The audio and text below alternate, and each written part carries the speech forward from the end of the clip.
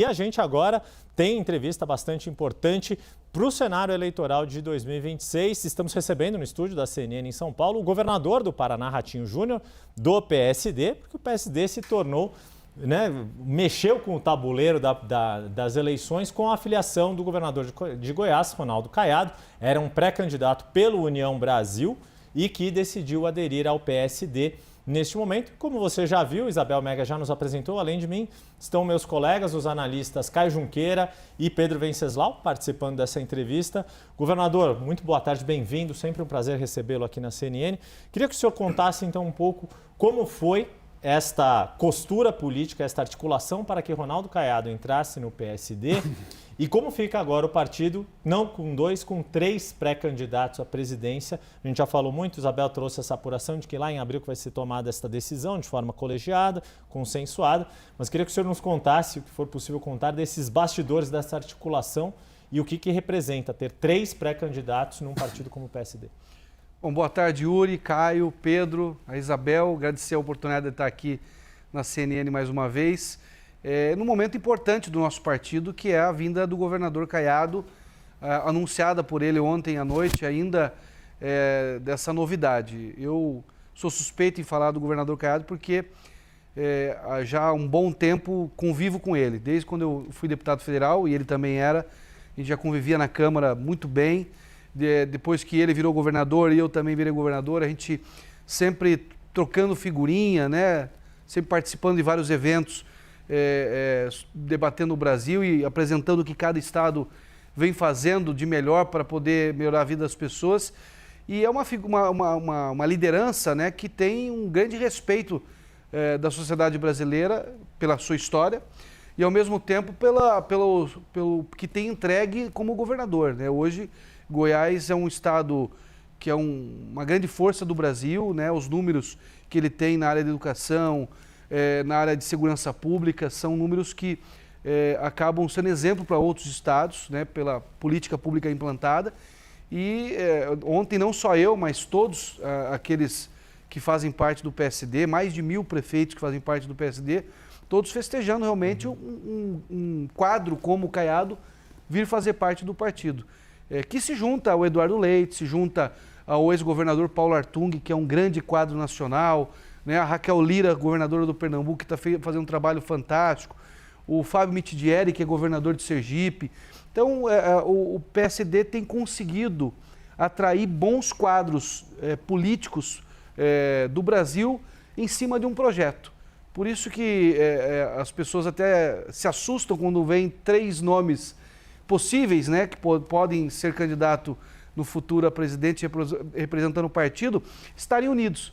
Mas estão unidos porque querem realmente apresentar um método, virar a página desse Brasil de brigas, que não resolve o problema da vida da Dona Maria, não resolve a vida do seu Zé e que acaba gastando energia com discussões do passado sem pensar o futuro. Deixa eu pedir para a Isabel Mega se juntar a nós aqui na conversa. Isabel, para você fazer a sua pergunta para o governador Ratinho Júnior. Oi, governador. Boa tarde, direto aqui de Brasília. Obrigada por estar com a gente. Governador, como fica o cenário nos estados? Porque o PSD tem alianças em alguns estados muito claras também com o presidente Lula e conversando com alguns desses quadros em estados específicos, a gente vê que tem até uma espécie de torcida contra, digamos assim, porque eles gostariam de continuar liberados para fazer as alianças que convém de acordo com o cenário regional. O PSD trabalha com a ideia de liberar também os estados, mesmo mantendo a convicção de que vai ter um candidato próprio à presidência? Isabel, o PSD é um partido grande, um dos principais partidos do Brasil, um partido que tem hoje um tamanho, que naturalmente você não vai ter unanimidade em tudo, A parte boa, que essa parcela que muitas vezes não quer ter uma candidatura própria ou quer optar por outro projeto, é uma minoria que a gente respeita, naturalmente. Agora, isso vai dar o direito ao partido também, daquele que entender que não quer apoiar uma candidatura própria, de também buscar uma opção local para que represente essa candidatura própria nesses estados. Mas eu estou muito confiante, pelo que eu tenho conversado com o presidente do PSD em outros estados, com quem eu falo, que na sua grande maioria o partido vai estar unido em cima de um projeto que possa modernizar o Brasil, que possa fazer esse Brasil potência, que tem esse potencial hoje, que infelizmente nós estamos perdendo tempo. É muito triste o Brasil ver uma Índia crescendo 7,1%, uma China, quando vai mal, cresce 5%, e o Brasil andando de lado, tentando crescer 2%, numa situação que poderia estar crescendo muito mais rápido e muito maior. Então, num país onde você pega 60% dos nossos jovens, segundo pesquisas, querendo ir embora do Brasil porque está sem esperança. Isso é uma tristeza. Então, o que nós estamos buscando fazer é pegar o que há de melhor na política, que tenha qualidade moral, né, que tenha respeito da sociedade, que tenha capacidade de gestão comprovada, cada um no seu mandato, e possa ser uma opção para o brasileiro poder sair desse abismo que nós estamos já há alguns anos. Caio Junqueira. Governador, as pesquisas mostram que o bolsonarismo tende a ir melhor do que a direita tradicional, que é o PSD e o senhor, no primeiro turno, mas que não tem condições de vencer a eleição do Lula no segundo turno. Como vocês pretendem ganhar do bolsonarismo no primeiro turno para avançar ao segundo turno? Olha, Caio, eu acho que a discussão não é ganhar ou perder do bolsonarismo ou do lulismo. Eu acho que o mais importante é nós apresentarmos um modelo para o Brasil que possa deixar de ficar olhando para o retrovisor e possa discutir e implementar um futuro que possa ser mais próspero para quem quer empreender, para o jovem que quer montar sua startup, para as mulheres que possam ter mais espaço e também queiram empreender, gerar emprego, dar autonomia, sendo mais liberal para o comércio, para o pequeno, para o simples. O Brasil precisa ser destravado. Eu não vejo que nessa polarização vai se trazer pacificação para o país. E o país precisa de uma pacificação. As pessoas não aguentam mais essa briga institucional, STF contra Congresso, Congresso contra Poder Executivo, emenda sendo liberada sem nenhum tipo de controle. A população não quer mais isso. A população em geral, na sua grande maioria, chegou à conclusão que isso não vai resolver o problema da vida dela. E nós temos bons exemplos nos estados.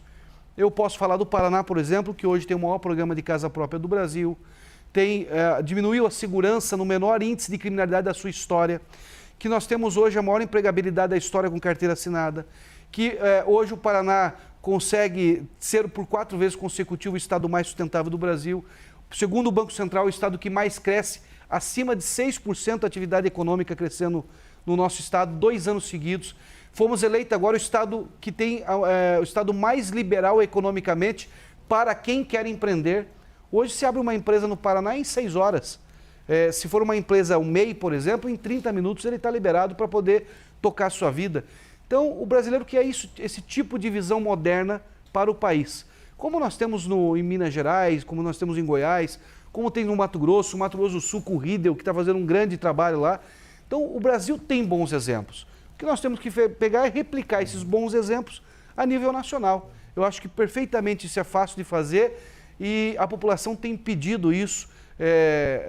A gente acompanha através de pesquisa e conversando com a sociedade que todo mundo cansou desse modelo político antigo, ultrapassado, que não está trazendo resultado para o brasileiro. Pedro Venceslau.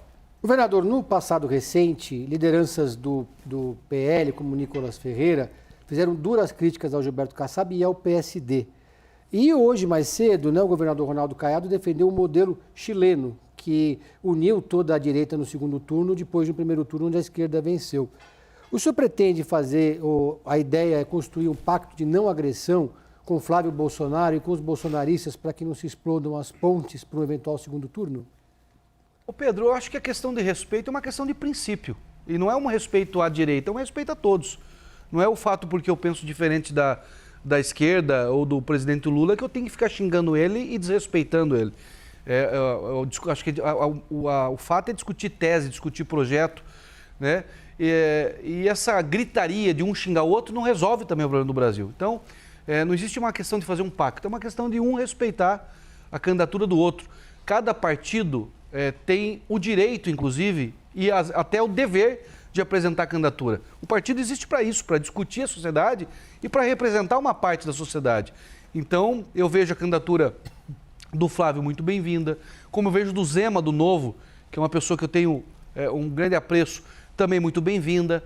E como são das outras candidaturas que viessem a ser da esquerda, PDT, porque possa vir a ter candidatura e outros partidos, que são importantes para debater o Brasil. E a população vai buscar escolher aquilo que ela entende que é o melhor para tocar o Brasil para os próximos 4 anos. Então eu vejo com muita tranquilidade. Eu acho que, acima de tudo, o respeito tem que ser mantido, né? E tem que ser uma cláusula que de uma questão de caráter, né? Se você, no teu trato, você não é respeitoso, naturalmente você no poder também não vai ser. E isso faz com que o Brasil continue nesse problema que está hoje institucional de ninguém estar respeitando ninguém, em especial as autoridades que deveriam dar o exemplo. Governador, o senhor mencionou essa questão, o senhor falou do Paraná como o estado mais liberal do país do ponto de vista econômico.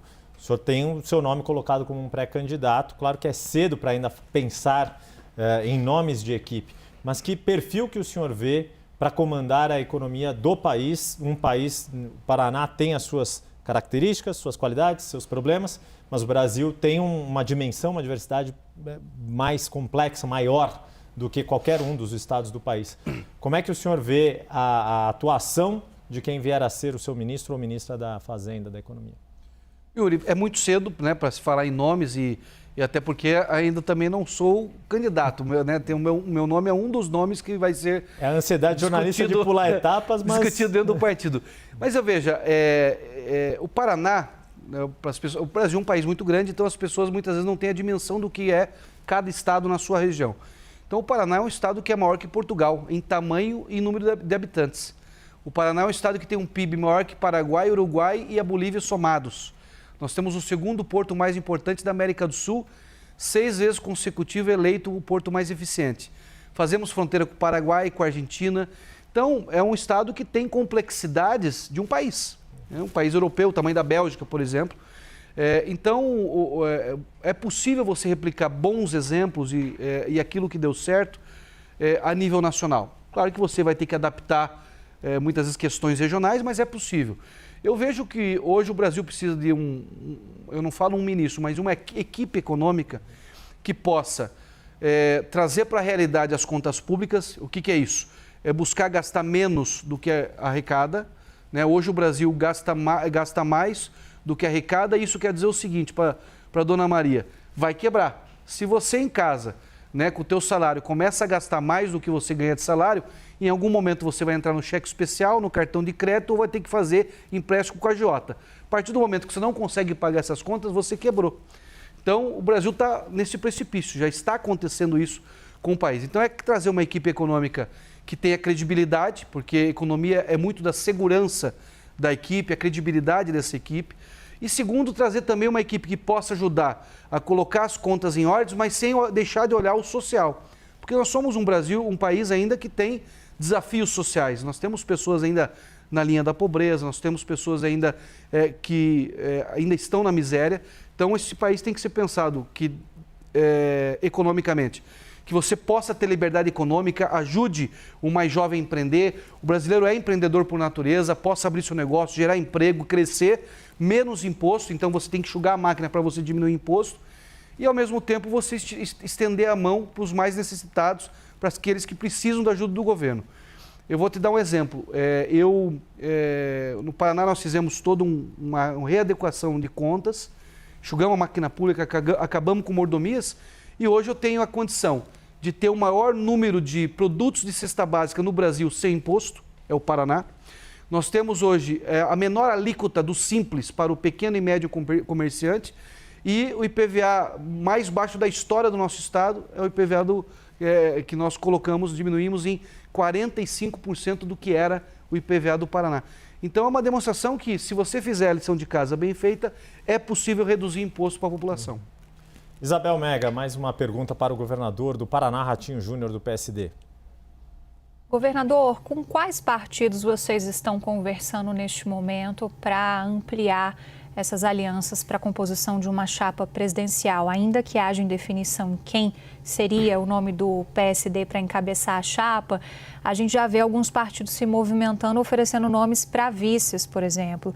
MDB, União, são partidos que vocês pretendem procurar? O que o senhor especificamente defende em termos de perfil de composição dessa chapa?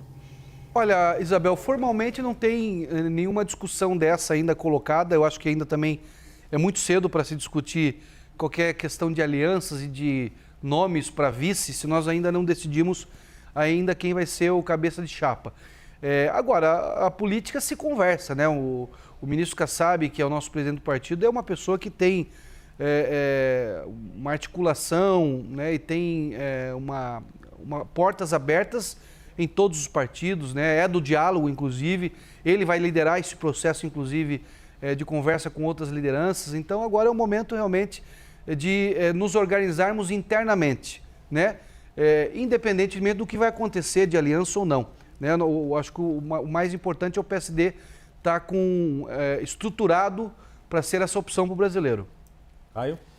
Governador, como o senhor pretende governar o país tendo um Congresso que domina a agenda e o orçamento e um judiciário, um Supremo Tribunal Federal que na prática faz o que quer? O Caio, eu penso que se for pelo método político tem que ser em cima da conversa, dialogando. O líder que for tocar o país nos próximos 4 anos tem que ter, né, uma autoridade moral para construir esse ambiente saudável entre os poderes. Acho que os próprios poderes estão começando a fazer uma autorreflexão de que a sociedade não está gostando do que está acontecendo e isso em algum momento pode dar errado, né? E acho que essa autorreflexão desses atores políticos e autoridades dos poderes tem que ser feita, né? É muito claro que as pessoas não estão contentes da maneira que está sendo conduzida a nossa democracia. E eu falo isso de todos os poderes, não é de um nem de outro. E não tem um poder salvador da pátria. Nós temos que trabalhar para que os poderes possam manter, cumprir a sua missão dentro daquilo que a Constituição estabelece. Então, um Congresso forte é muito importante, porque o Congresso é a base dessa democracia, né? É quem representa de fato a população em geral. E isso se faz com partidos fortes, se faz com candidaturas boas. E automaticamente o presidente ele tem que ter um bom diálogo. Eu não sou contrário à emenda, né? Eu fui parlamentar, eu tive as minhas emendas também naquela época, não era tão esse volume todo, né? Não são emendas pequenas, bem pontuais. E no meu estado eu não tenho emenda impositiva. Eu consegui não deixar acontecer no diálogo. Mas o que nós criamos? Nós criamos um critério. Então, por exemplo, a Assembleia Legislativa do Paraná ela devolve 600 milhões por ano do orçamento dela, que ela não precisava devolver, mas ela devolve para o caixa do Estado. O que eu criei? Eu criei um programa lá chamado Paraná Mais Cidades, onde junto com os parlamentares, junto com os prefeitos, nós fizemos alguns critérios. Então, vai ser para modernização de parque de máquinas, vai ser para urbanização de ruas que não tem estrada, que é rua de chão, que tem lama, que tem poeira, para urbanizar os bairros. Então, criamos 2, 3 critérios aonde você fazer creche. Nós temos o maior programa de construção de creche do Brasil. Então, nós criamos 2, 3 programas que é, de fato, aquilo que o Estado, o Poder Executivo, entende que é política pública necessária para transformar. Qual que é o erro desse tipo de emenda que está acontecendo no Congresso Nacional? Que você pega um dinheiro lá e coloca, vamos reformar o alambrado do campo de futebol. Talvez é importante, mas não resolve, não transforma a vida das pessoas. Então, essa pulverização de forma desordenada é o que faz mal. Então, acho que no diálogo é possível resolver isso. E Supremo Tribunal Federal? Eu acho que tem que ser no diálogo. Acho que o Supremo já está fazendo uma reflexão. O ministro Fachin já está demonstrando que é necessário repensar as atitudes do Supremo.